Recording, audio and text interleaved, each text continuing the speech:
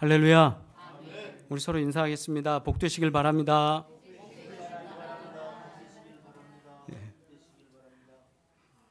우리 젊은 친구들 아파서 못 오고 뭐 하다 보니까 휑한 것 같아요.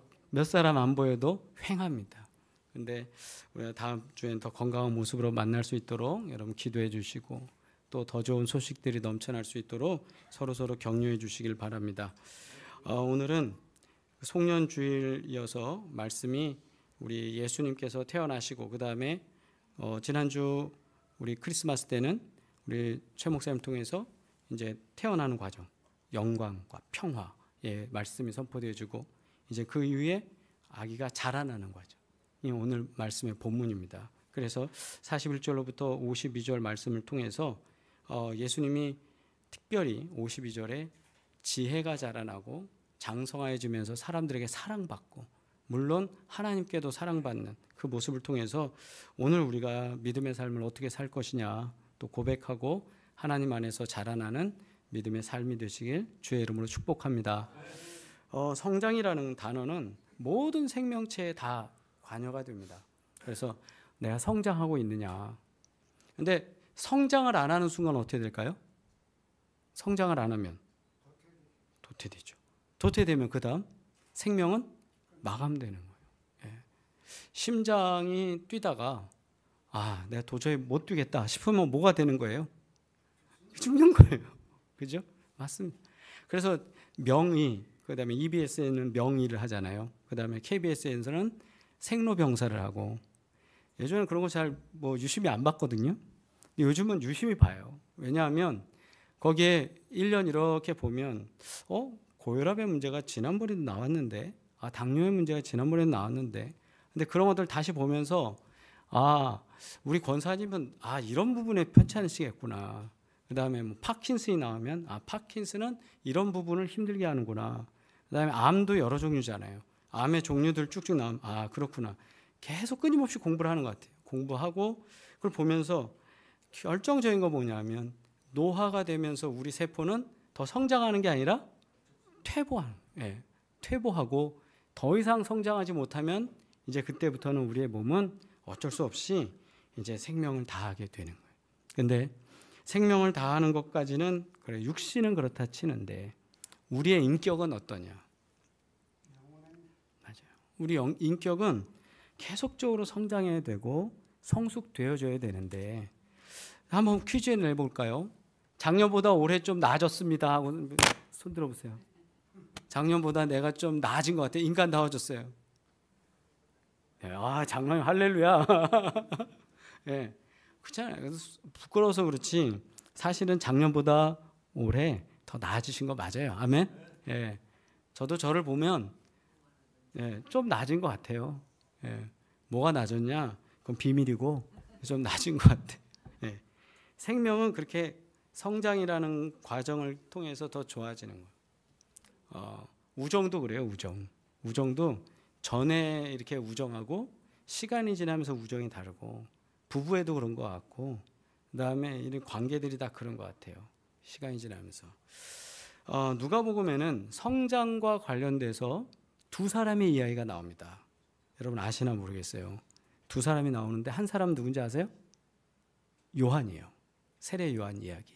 그래서 새벽기도 때 말씀 잠깐 전했었는데 1장 80절에 보면 누가복음 1장 80절에 세례 요한이 성장하는 이야기가 나와요. 뭐라고 나오느냐? 아이가 자라며 심령이 강하여지며 이스라엘에게 나타나는 날까지 빈들에 있으니라. 아멘. 제 얘기가 아니라 성경에 기록됐다니까요. 근데 거기에 보면 아이가 자라며 이 아이는 누구냐면 세례 요한이에요. 세례 요한이 자라면서 심령이 강하여지며 이스라엘에게 나타난 날까지 빈들에 있었다. 그러니까 그 세례 요한이 사역을 감당할 때까지 점점 자라해지는데 아이가 튼실해졌다 이거예요. 그런데 예수님에 대해서는 2장 40절에 아기가 자라며 강하여지고 지혜가 충만하며 하나님의 은혜가 그 위에 있더라. 예수님에 대해서는 표현하는 게 좀 더 다르죠. 다른데 어찌됐든 이 두 아기 이야기가 나오는데 하나는 세례 요한이고 하나는 예수님. 그 예수님도 성장하는 과정이 있었어요. 그리고 오늘 본문에 나오는 52절 말씀에 예수는 지혜와 키가 자라가며 하나님과 사람에게 더욱 사랑스러워 가시더라. 그래서 세례 요한과 그 다음에 예수님에 대한 성장 이야기가 많이 나오지는 않지만 누가복음 속에서 나오는 건 분명한 건 우리에게 전해주는 건 그는 성장하고 있다라는 성장하고 있다.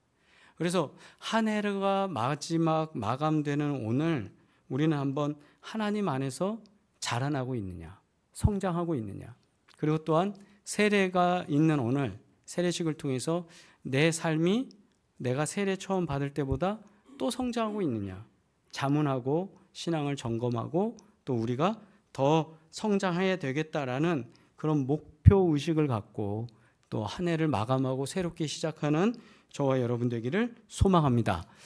그래서 성장에 대해서 쭉 생각해 보는데 이 오늘 본문 속에서 어떤 성장이 있을까 한번 생각을 해봤어요.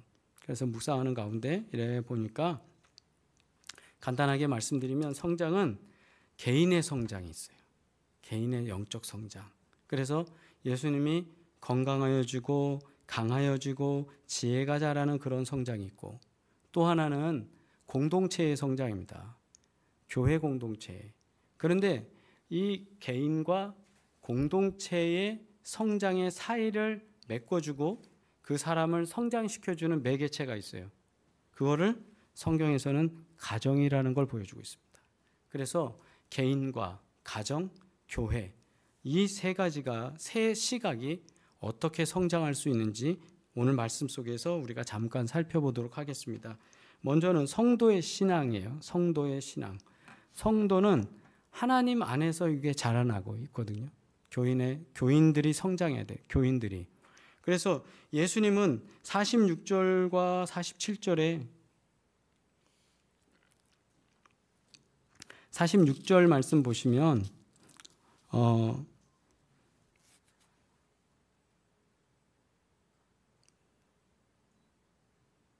47절인데 제가 메모를 46절로 했어요. 47절 보면 듣는 자가 다 그 지혜와 대답을 놀랍게 여기더라.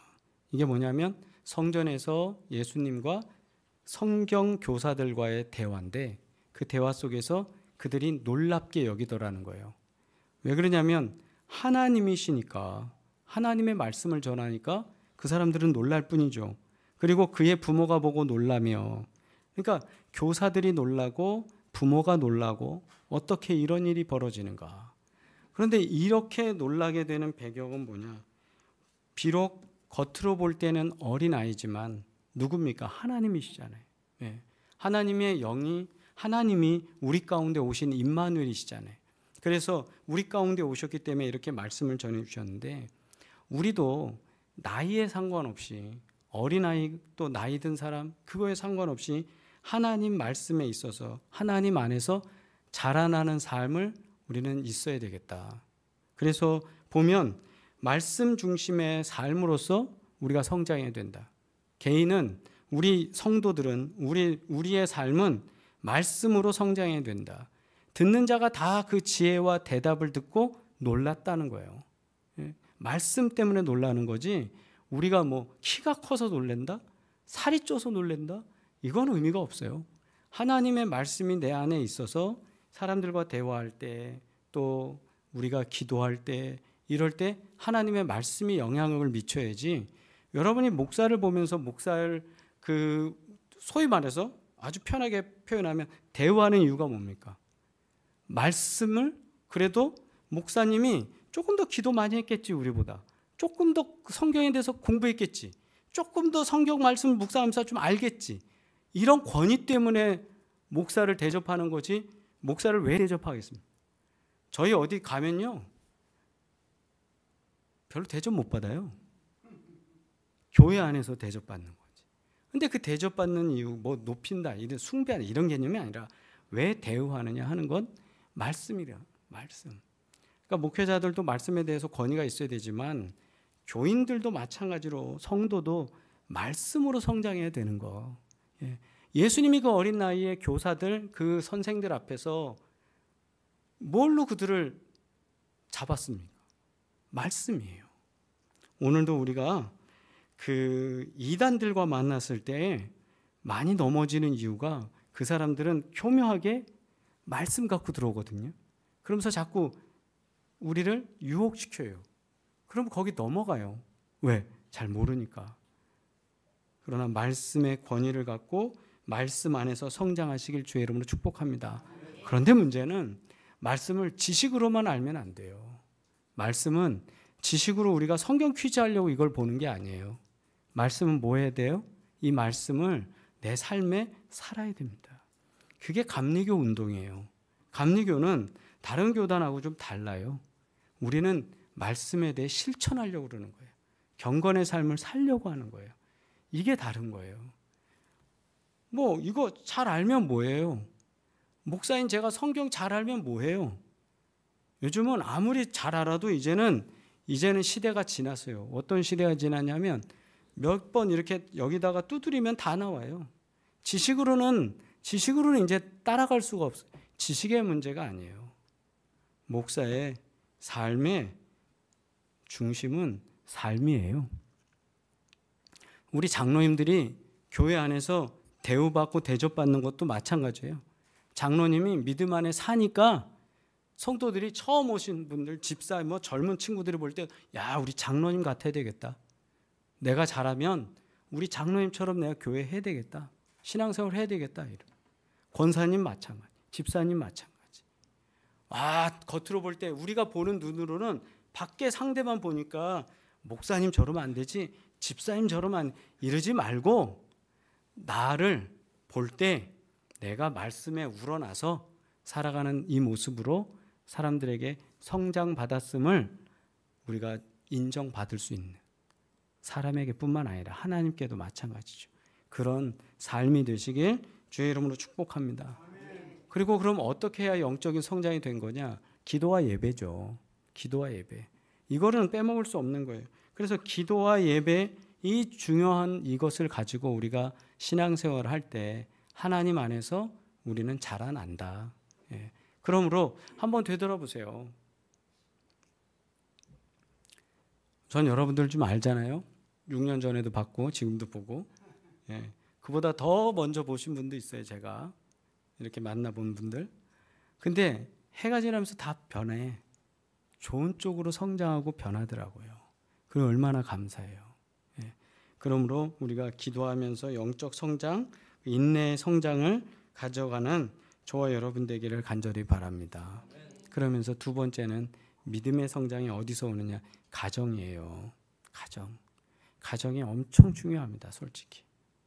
왜 가정이 중요하냐면 예수님은 41절과 42절 말씀 한번 보겠어요. 41절 42절 예수께서 12살 되었을 때에 그들이 이 절기의 관례를 따라 올라갔다가, 이 절기의 관례를 따라, 이게 절기의 관례라는 거, 이게 뭐냐, 그 6월절이 되면 예루살렘으로 올라가는 거거든요. 예루살렘으로 올라갔다. 근데 이것이 우리가 볼 때는 별거 아닌 것 같아요. 왜? 너무 형식적이지 않냐? 너무 종교적이지 않냐? 해마다 6월절이 돼서 예루살렘으로 간다는 거, 이거 너무 이게 좀 편협한 거 아니야? 내지는 뭐 형식적인 거 아니야? 이렇게 얘기할 수 있어요. 달리 말하면, 야, 52주 꼭 예배 드려야 되냐? 교회 가서? 뭐 이럴 수도 있어요. 야, 하루 정도 못 참냐, 하나님이? 뭐 얼마든지 말할 수 있어요. 그런데 우리가 어려서부터 이 해마다 6월절이 되면 이런 표현처럼 어떻게 보면 이게 율법적이라 할 수도 있고 형식적이라 할 수도 있어요. 그러나 적어도 예수님의 엄마 아빠가 해마다 그렇게 할 수 있는 경건한 사람이었다는 겁니다. 다시 말하면 엄마 아빠 가정에서 묻어나는 이 경건의 훈련이 내가 다른 거 막 거기다 대고 형용사를 붙이고 뭐 해서 아이들한테 가르치고 하는 것보다 더 훌륭하게 신앙에 전달이 된다는 거예요. 이게 뭐냐? 대를 이어서 경건의 되물림이 되는 거예요. 되물림이 돼요. 아이들이 배워요. 아, 우리 엄마 굉장히 힘든 일 만날 때 저렇게 울면서 기도하네? 다른 거 없잖아요. 내가 지금 어려운 일 당했네? 하나님한테는 울면서 기도하는 거구나. 야, 이런 일이 있을 때는 하나님께 감사의 예물을 드리는 거구나. 아, 이땐 금식하는구나. 별거 아닌 거예요. 근데 그걸 어린 애들이 봐요. 제가 큰애, 둘째, 셋째 다 공통적으로 얘네들을 기르면서 제가 잊지 못하는 게 있는데, 누구나 목사들은 다 그걸 경험할 거예요. 철야를 데려갔어요. 근데 큰애가 태어나고는 한 30일 어간인가 좀 지나니까 이제 어린애인데 신년 축복성회를 이제 또 하시는 거예요. 아, 그러니까 한 해가 지나는구나. 거의 이제 1살 때쯤, 돌이 안 됐을 때인데, 근데 얘를 데리고 가야 되니까 추운 날이잖아요. 그때부터 시작해서 그 태어나고도 계속 전도사였고 부목사 이러면서 안 할 수는 없잖아요. 다 데리고 다녀요. 그런데 얘네들이 기도를 기가 막히게 해요. 저보다 더 잘해요. 그러니까 분해를 있을 때는 철야를 하는데 얘네들이 그냥 손 들고서 쫙 막 하는 거예요. 큰애 둘째만 하는 게 아니에요. 나중에 영광이 태어났을 때 여기 와서 설교하는 것처럼 하다가 쫙 이런다니까요. 그 모습들. 그러니까 아이들이 바라보면서 그렇게 잘하니까 기도하는 거를 그렇게 해요. 따라 하는 거예요. 근데 그 아이들이 어려운 일 있을 때, 식사 기도할 때 언제나 당연히 기도하는 거예요. 당연히 기도하고 선한 일을 하려고 그러고 누군가를 도와주려고 하고. 이러다 보면 영광이 딱 보면 진짜 친구들의 일에 관심이 많아요. 왜 관심이 많았냐면 이것도 돕고 저것도 돕고, 누가 어렵다 그러면 길에 오다가 또 그 아저씨 도와주고 이러고 오는 거예요. 야, 요즘 시대 좀 조심해야 돼. 함부로 그렇게 하지 마. 119 올 때까지 있었다. 이런저런 얘기를 들을 때 기분 좋죠. 아, 얘가 선한 일을 했구나. 근데 한편으로는 야, 요즘 굳이 네가 그렇게까지 할 필요 있냐라는 마음도 아빠로서는 들어요. 근데 그런 일을 하는 거 보면 대견해요. 왜 대견하냐? 얘가 성경 말씀 통해서, 설교 속에서, 그리고 그리스도인은 이렇게 살아가야 된다라는 걸 지가 터득해 가니까, 그걸 알아가니까 감사하고 고마워요, 하나님께. 그런데 이렇게 되는 거의 밑바탕이 뭘까? 그건 바로 부모들이 그렇게 보여주는 거. 우리가 믿음 생활하고 기도하고 우리가 주님과 관계하는 이것이 별거 아닌 것 같으나 분명히 아이들에게는 영향력이 미치고 있다. 그리고 걱정 근심되는 게 뭐냐면, 아니, 애들이 어려서 그렇게 잘하다가 대학 갈 때까지 잘하다가 결혼하고 안 돼요. 이게 고민 많잖아요. 지금 장로님, 권사님 다 그게 제목이잖아요. 그런데 걱정하지 마세요. 하나님은 여러분이 제단에서 기도한 거 다 기억하십니다. 아멘? 기억하십니다. 그래서 해마다 6월절이 되면 예루살렘으로 갔던 그 영향력이, 그 좋은 믿음의 풍토가 또 가정에서 계속 내려가듯이 오늘 우리들에게도 이런 가정에 하나님의 은혜, 그 믿음 안에서 자라나는 가정으로서 계속 은혜가 되기를 주의 이름으로 축복합니다. 그리고 세 번째는 아까 말씀드린 대로 교회예요. 하나님의 뜻을 이루는 공동체. 우리가 개인으로서도 믿음의 성장이 이루어지고 가정에서도 믿음의 성장이 이루어지면서 그 다음에 교회 공동체, 여기서 믿음의 성장이 이루어져야 되는 줄 믿습니다. 자기 사진만 쳐다보지 마시고 공동체에서 믿음의 삶이 이루어져야 되는데, 우리 주님께서는 우리 가운데 어떤 걸 보여주셨냐면, 자신이 그냥 성전에서 그렇게 부모의 모습 속에 하는 것으로만 끝난 게 아니라 51절에 보면 예수께서 함께 내려가사, 이 사이에는 예수님이 거기에 있는 것도 모르고 부모들이 집으로 가잖아요. 가다가 다시 예수님 찾아갖고 데려가는데, 거기서 예수께서 함께 내려가사 공동체 속에 함께 계시고 나사렛에 이르러서 순종하여 받드시더라. 그 어머니는 그 모든 말을 마음에 두니라. 그러면서 우리 믿음의 성장은 어디서 이루어질 것이냐? 교회 안에서 이루어진다는 겁니다. 교회의 기능은 바로 그거 같아요. 기도원에 가면 왜 기도가 더 뜨거워집니까? 경험하시죠? 더 뜨거워집니다. 혼자 기도할 때보다 둘이 있을 때 더 뜨거워집니다. 둘보단 셋이 더 뜨거워집니다. 그게 교회는 그런 힘이 있어요. 교회는. 그래서 같이 신앙생활을 하고 그리고 외로워질 때 힘들어질 때 옆에서 같이 도와주고 기도하는 공동체거든요. 그리고 교회는 왜 우리를 믿음을 성장시키냐 하면 예배를 드리기 때문이에요. 같이 예배 드리면서 힘을 돋구어주고 같이 기도하면서 돌봐주고 그리고 같이 전도하고 별거 아닌 것 같은데 이렇게 될 때 시간 지나면 우리 박 집사님 되는 거예요. 예, 박 집사님 되는 거예요. 어느 순간 같이 신앙생활하면서 자꾸 성장한다니까요. 목사도요.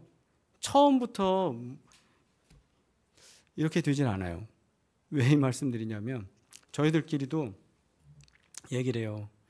20대 때도 설교했잖아요. 30대 때도 했잖아요. 40대 때도 했어요. 설교한 거 노트 제 방에 지금 엄청 많아요. 어쩌다 다시 한번 이렇게 정리하다 보면 보거든요. 보기 싫어요. 보기 싫어요. 왜냐? 야, 이렇게 낮았어? 예. 야, 이렇게밖에 못했어? 아, 부끄럽다. 이 설교를 듣고 아멘 하실 좀 고맙다. 우리 성도님들이. 예. 고맙다. 그런 마음들. 중고등학생들 지도할 때도 그때 뭐 열심히 준비는 열심히 하죠. 열심히. 근데도 목사를 키워주는 것도 교회예요. 할렐루야. 목사를 교회가 키우는 거예요. 그리고 목사도 같이 크는 거예요.